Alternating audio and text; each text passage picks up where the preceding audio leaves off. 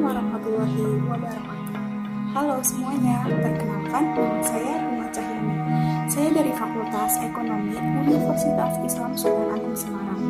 Di sini saya akan memenuhi tugas ujian tengah semester mata kuliah akuntansi keuangan menengah 1 yang dibimbing oleh Ibu Haji Ibu Kartika.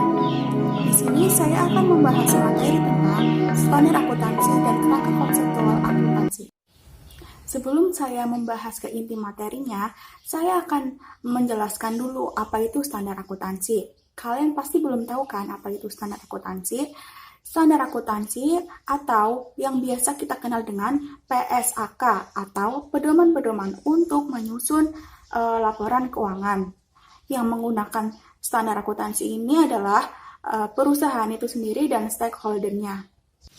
Ada 3 alasan loh mengapa standar akuntansi itu sangat diperlukan. Alasan-alasannya yaitu, alasan yang pertama, standar akuntansi diperlukan karena untuk memenuhi kebutuhan pengguna dengan kebutuhan yang berbeda-beda. Alasan yang kedua, standar akuntansi diperlukan karena untuk menyamakan persepsi penyusunan laporan keuangan dengan pengguna. Alasan yang ketiga, mengapa standar akuntansi diperlukan yaitu untuk menyeragamkan penyajian laporan keuangan. Nah, itu adalah alasan mengapa standar akuntansi sangat diperlukan. Karena jika tidak ada standar akuntansi, akan menimbulkan persepsi orang itu akan berbeda-beda dalam penafsirannya. Misalnya saja, ada orang yang mengasumsikan bahwa laba itu dihasilkan dari biaya-biaya saja.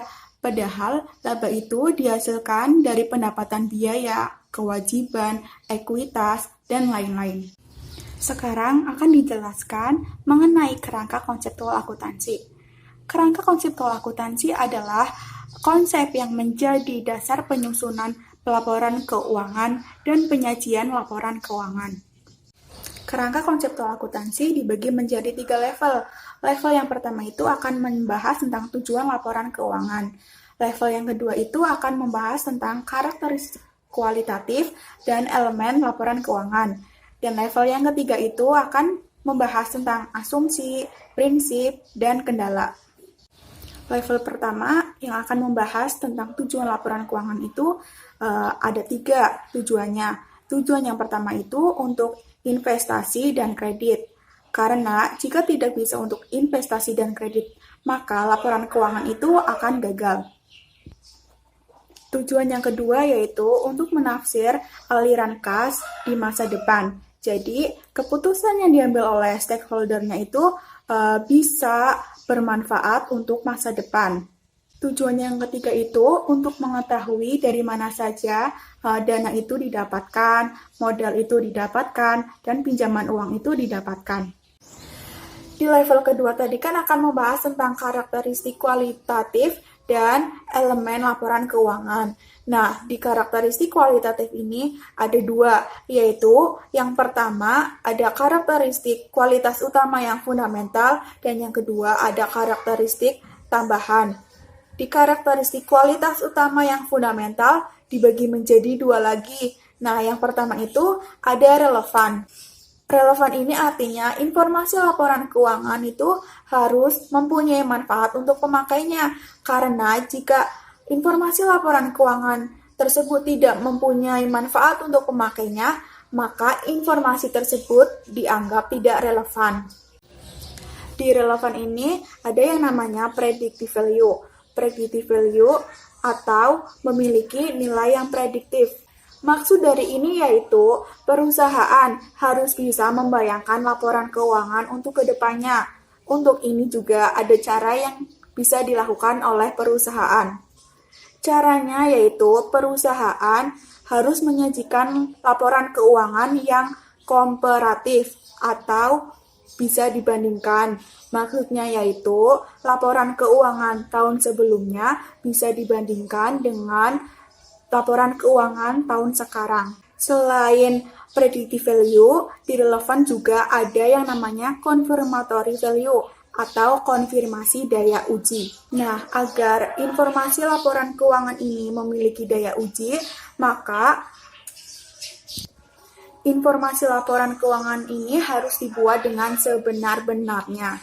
Karena jika informasi laporan keuangan tersebut tidak bisa diuji, maka dianggap informasi laporan keuangan tersebut itu informasi sampah.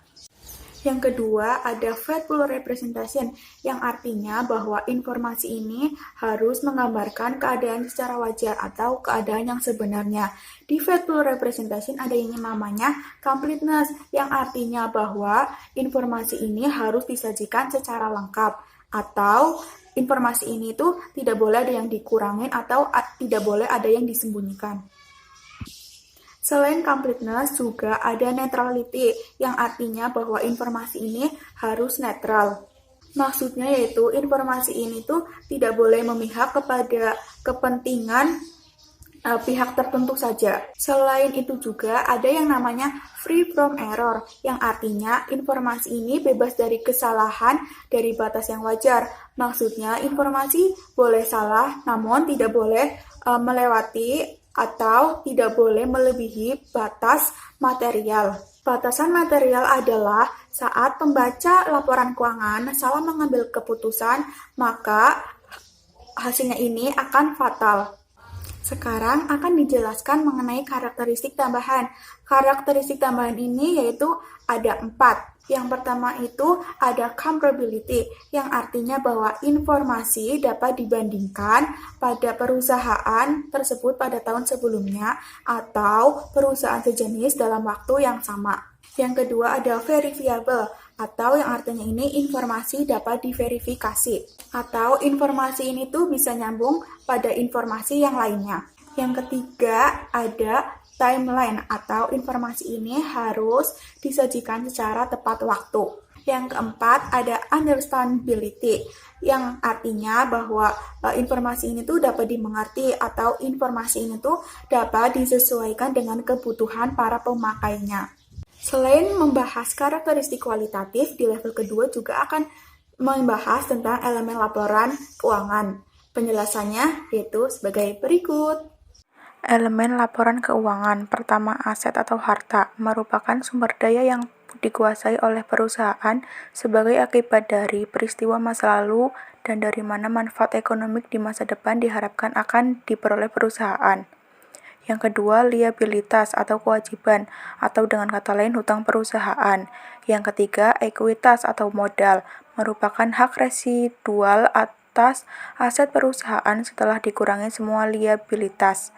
Yang keempat ada investment by owner, atau investasi oleh pemilik, yang artinya kenaikan ekuitas atau aset bersih entitas yang dihasilkan dari penyerahan sesuatu yang bernilai oleh entitas lain untuk memperoleh atau meningkatkan kebagiannya. Yang kelima ada distribution to owner, atau distribusi kepada pemilik, yang artinya penurunan ekuitas entitas yang disebabkan oleh penyerahan aset atau terjadi kewajiban entitas kepada pemilik. Keenam, comprehensive income atau penghasilan komprehensif merupakan kenaikan manfaat ekonomi selama suatu periode akuntansi dalam bentuk pemasukan atau penambahan aset, atau penurunan liabilitas yang mengakibatkan kenaikan ekuitas yang tidak berasal dari kontribusi penanaman modal. Yang ketujuh, revenues atau pendapatan, arus masuk aset atau peningkatan lainnya atas aset.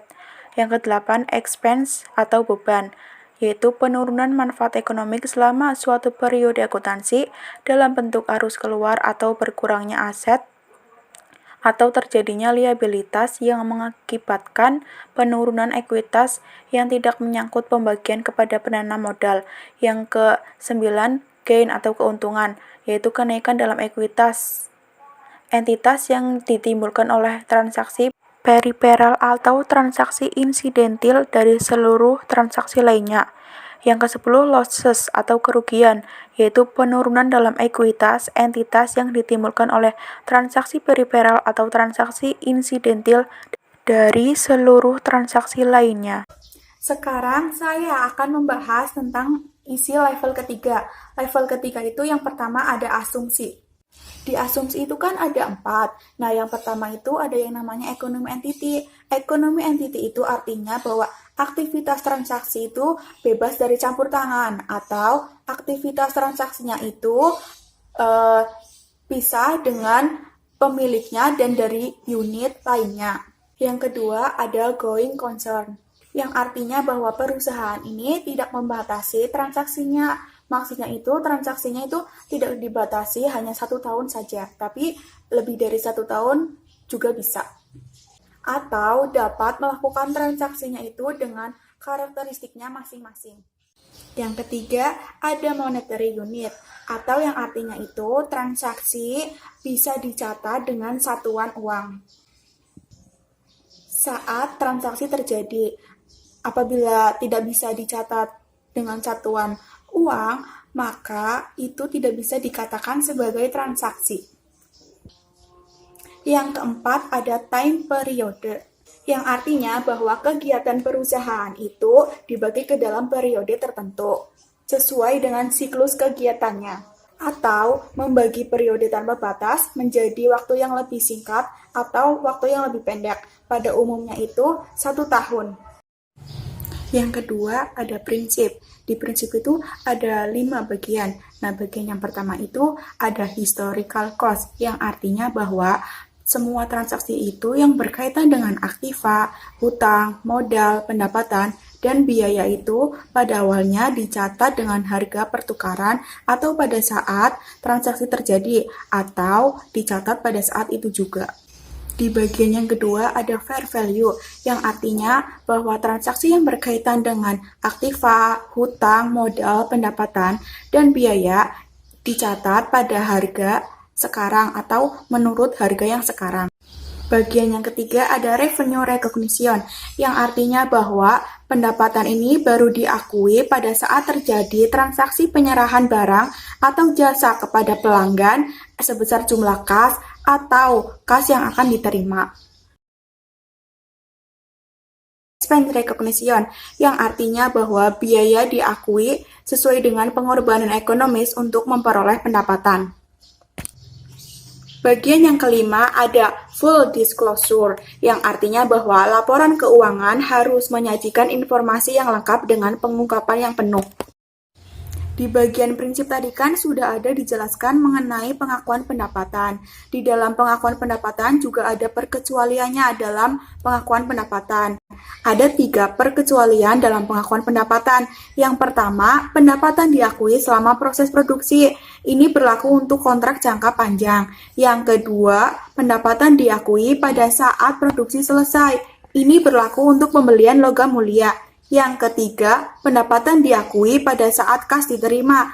Ini berlaku untuk penjualan angsuran. Di level ketiga, bagian ketiga ini ada kendala. Di kendala ini ada 2. Pertama, ada cost atau biaya. Yang kedua, ada materiality. Biaya yang dimaksud di sini yaitu biaya penyedia informasi harus dipertimbangkan terhadap manfaat yang dapat diperoleh dari penggunaannya. Sedangkan yang dimaksud dengan materiality yaitu bahwa dalam hal material, penyajian informasi keuangan mutlak dilakukan dengan benar. Sekian penjelasan materi dari saya mengenai standar akuntansi dan kerangka konseptual akuntansi. Semoga bisa bermanfaat. Terima kasih. Wassalamualaikum warahmatullahi wabarakatuh.